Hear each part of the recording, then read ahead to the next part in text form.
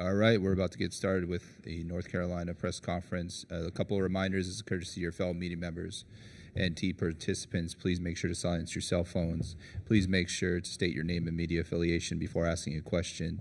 And for those of us joining on Zoom, please make sure to use the raise hand function. One final reminder, all recordings of this press conference on cell phones and cameras are prohibited. We're now joined by North Carolina head coach Hubert Davis and student athletes Cormac Ryan, RJ Davis, and Armando Baycott.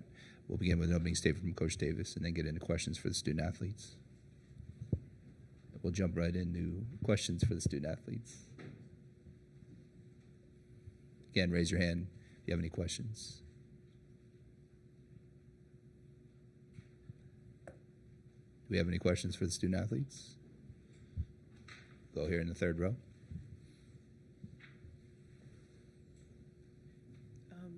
Could you kind of tell me, like the first part of the first half, you guys, what could you guys could have done to keep that momentum going offensively?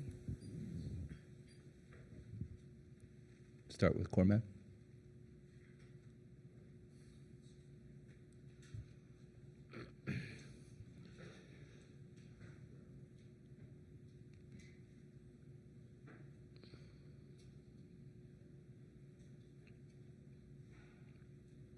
I mean, I don't fully understand the question, but I think in general, I think we needed to rebound the ball a little better and continue to get stops. I think that hurt us, allowed them to get back in the game. We'll go to front row right here. Armando, what did you make of the way you guys started the second half? It was a tough shooting stretch there for you after halftime, and that seemed to be a factor.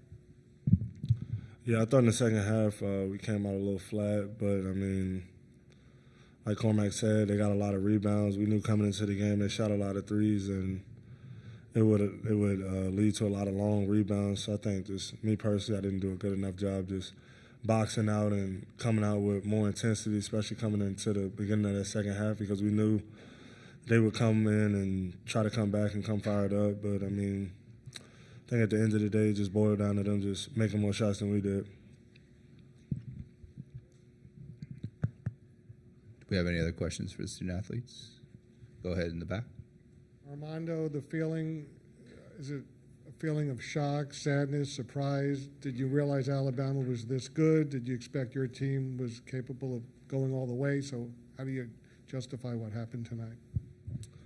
Yeah, I mean, I'm definitely hurt, and I mean, I think we all are a little shocked. I mean, we don't underestimate any opponent, and I think today, I mean, it was tough, but all year we play hard, and today we play hard, and they just made more shots than us, and I mean, it's tough. Losing is not the result we want, especially with just how talented we are as a team, and felt like we had a chance to win the national championship this year, but, I mean, I wouldn't change anything that happened all year. It was a special year just with teammates, coaches. I mean, it was just, for me personally, a restored sense of funness. Just my love for the game just grows so much. My faith this year has grown a lot, and I'm going to miss everything about just being with this team, the coaches. I've been knowing Coach Davis since I was 14 years old, 15 years old, and knowing this is the last time I'll play for him, it definitely hurts. Right here in the front. Alejandro Avila, Outkick.com. It seems like a lot of guys in the locker room are emotional because they really believed in this team. They thought it was a really special group. Now that the year's done, how would you define this team? Best team I've ever played on, just the amount of fun we had and the love we had for each other. I mean, it was just amazing. I mean, it's obviously tough that we lost, but just we played so hard and we cared about each other so much and we loved each other so much. Go ahead here in the fourth row. Yeah, Armando, the knock on Alabama was they can't play defense or they won't play defense. What are your thoughts about that? I mean, like I said, I think it just boiled down to them just hitting more shots than us today. You look at it, I missed a few chippies. I missed a wide-open dunk. abnormal stuff. I mean, we missed some shots we usually make, and later down the stretch, they made some shots. So it's really all I can point to. Go ahead. Rod Baxley, Fayetteville Observer. RJ, you've had such a great year, man. What was kind of your mindset out there to have a game like you had, and what goes through your mind when you look down at the stat sheet and the shooting struggles tonight?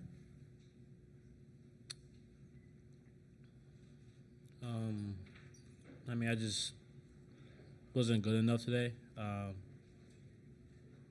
Missed a lot of easy shots that I normally make, and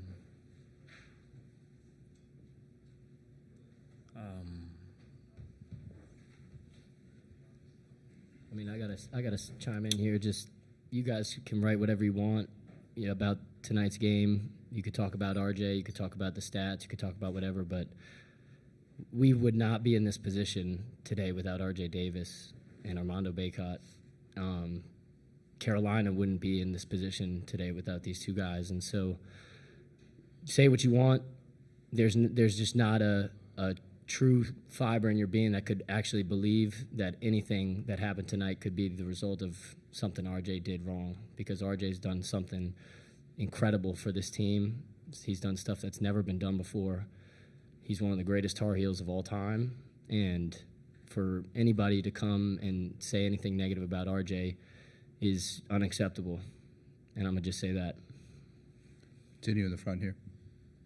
RJ, I had a question about like the final 30 seconds there after they had gone up to, I think it was 85-87. Can you just take us through that possession that Nelson had the block shot on you, and then you got another one off in the lane that didn't draw iron? Just can you sort of take us through that possession and what was happening? Yeah, I mean, we just try to get the best shot possible, try to get an easy two going. Thought I had an advantage on Nelson, was able to go blow by, but then he was able to swat it. And then off the ball screen coverage, it kind of doubled, but I was able to blow by, kind of get him, and then kind of just heave one up, but kind of hit the other side of the rim, and by the time shot clock went out. So, I mean, that's what went on with that play. Final question for the student athletes. Anyone? Right here in the front. Mike Rodak with 247 for RJ. Just Alabama players credited Rylan Griffin, number 3, for what he was able to do defensively against you. Just what made him so effective tonight. I mean, he's a good player. He's a good defensive player with his length and height, but at the same time, I mean, I had a lot of open looks that I normally knock down. I'm able to make. Just the ball didn't go my way in today's game. Usually it does. I was confident, and one thing my teammates did throughout the whole game was just pick me up and told me to continue to keep shooting. But, sometimes the ball just doesn't bounce your way, but, yeah. Thank you, Cormac, RJ, and Armando. We'll now open it up for questions for Coach Davis.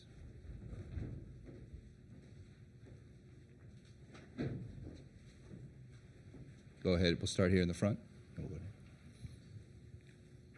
Rod Baxley, Fayetteville Observer. Hubert, how would you just describe that second half for your guys? What did you see the differences down the stretch?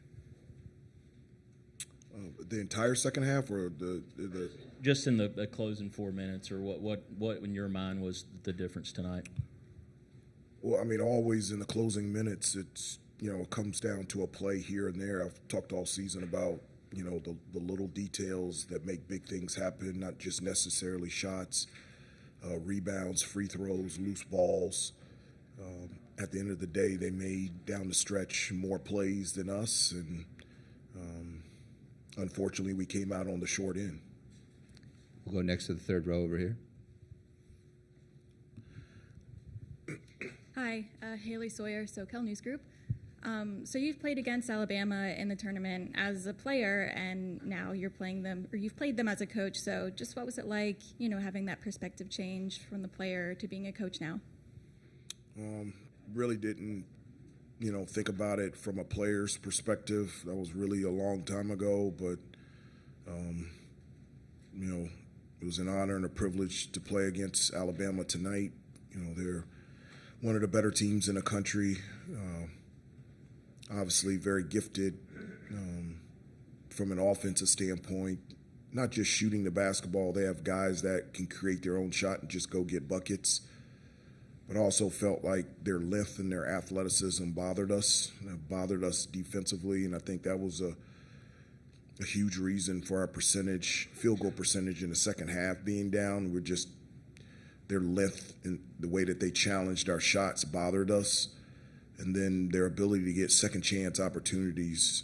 I know we won the rebounding battle, but in order for us to have won this game, we needed to dominate the boards on both ends of the floor. We did get 22 offensive rebounds, but just not enough defensive rebounds to come away with the win. Keep it in the front. Hubert, that's what I was going to ask you about, what you felt like changed maybe from the first half to the second half. Was that a surprise in any way? Because your percentages were great in the first half. You hit the 10 threes. Yeah. You're rolling pretty good offensively, and then it dried up. No, it did, and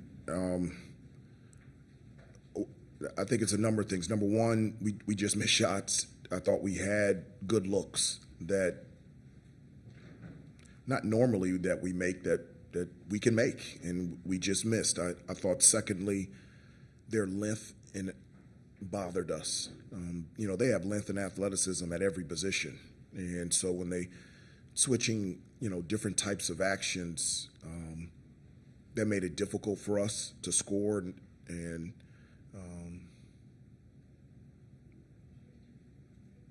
we just and for us, not doing the job on the boards didn't allow us to get out in transition, so we were always going up against a set defense, and so I thought that played a part into it as well. And sometimes, your shots just don't go in.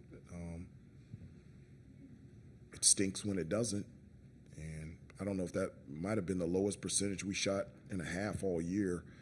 It's close, and just came at a really wrong time. Any other questions here in the room? Coach, we heard what Cormac had to say about RJ, just reflect on his importance to the program. I'm wondering if you had any thoughts to sum up. I know it's tough after a loss, but RJ's impact and Armando's impact here. It was everybody's impact. I mean, in a time in college basketball where there's so many moving parts and so many changes, you had two players that you couldn't ask for them to be as successful as they have been for 4 and 5 years, respectfully, at the same institution. Their commitment to Carolina, their commitment to this program and the community, those are the things that my hope is talked about more, about guys staying committed to the process. And not just RJ and Armando, but also Cormac. You got, Cormac and Harrison and Jay Witt and Pax and James, and you've got guys that come in here as transfers and they dove right into what this place is all about, so much so that you don't even think that they've been here for 1 year. You feel like they've been here for 4 years. So the commitment of this team from the start to have wanted to be a team is the thing that has blown me away and has restored my faith that you can't have a bunch of guys in a locker room that genuinely enjoy being around each other and celebrate the success of others and really want to be a team. We have time for 2 final questions. We'll go right here in the front. Hubert, I wanted to ask you just about rolling with Pax a little bit more than maybe usual in the second half tonight, because I think he had more minutes than Seth and Elliott. Just like what you saw there, why that was the decision to do that? And yeah, I mean, the way that they were playing us defensively, they were laying off some of our guys, and Pax is somebody that has always been ready when his number is called, and somebody that throughout his career has had an ability to be able to shoot the ball from the outside. And so with them loading up on Armando in the post and loading up on RJ on any type of drives, and then them, I think even staying even more connected to Cormac after the first half that he had, putting in somebody that throughout his career is more proven from the outside, would give Armando some more space, RJ more space to drive and be able to move. And I thought Pax did a good job when he was in there. All right, we have time for one more question here in the room. Anybody? Coach, Armando said that he saw his faith grow this season. Is this because of the process, and how did you see this group of young men mature this year? I did. I thought these guys. That's what I want. I mean, I would love to keep playing and win. Just continue to play, but more importantly, my job and my responsibility is to help and to serve and to prepare these guys for outside of basketball. So when they leave here, they're in a position to be successful, whatever they do, wherever they do it. And the growth and the faith of Armando and all of the guys has grown this year in a way that it has refined their faith, it has developed their character so that they can move forward and be successful wherever they go. Thank you, Coach. Okay.